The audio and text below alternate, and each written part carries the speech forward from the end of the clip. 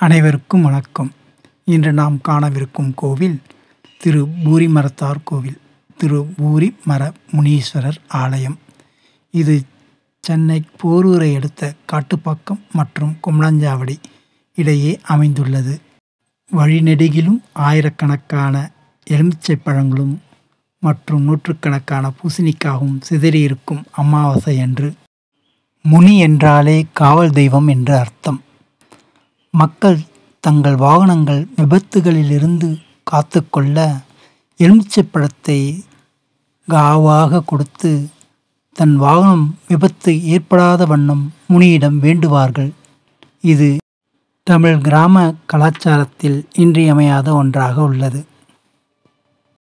சித்ரா பௌர்ணமி அன்று இங்கு மக்கள் அனைவரும் ஒன்று கூடி பன்னிசைகளை முழங்க ஆரவாரத்துடன் மிக விசேஷமாக பூஜைகள் நடந்தேறும். கோவில் உள்ளே நுழைந்தவுடன் கணபதியை காணலாம்.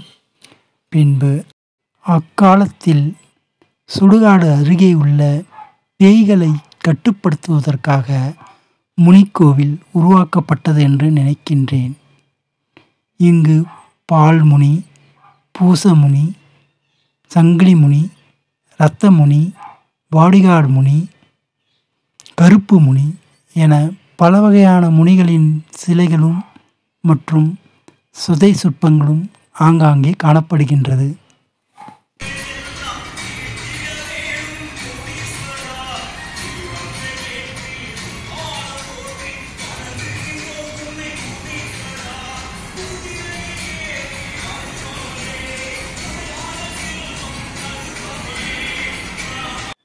யார் புதிய வாகனம் வாங்கினாலும் இக்கோவிலை வந்து வழிபட்டு செல்வதே மிகப்பெரிய வழக்கமாக உள்ளது. அமாவாசை தினத்தன்று சுமார் 3 கிலோமீட்டர் தூரத்திற்கு வண்டிகள் நிறுத்தி தன் கடமையை ஆற்றிச் செல்லும். நாம் தற்பொழுது மூலவரான பூரிமர தப முனீஸ்வரரை காண்கின்றோம்.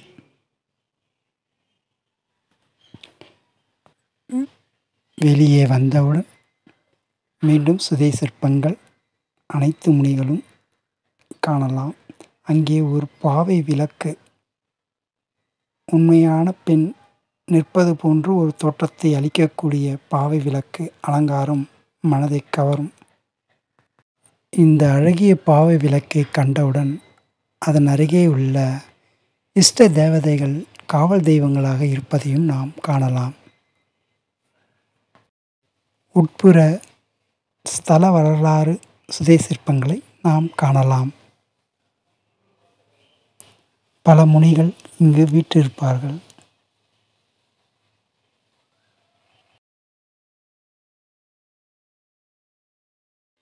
வாகன பாடிகார்டு முனீஸ்வரரும் அங்கு அமர்ந்திருப்பார். வாகன ஓட்டிகளுக்கு விபத்துக்களை தடுத்தாட்கொள்ளும் உக்தியை முனிகள் வழங்குகின்றனர்.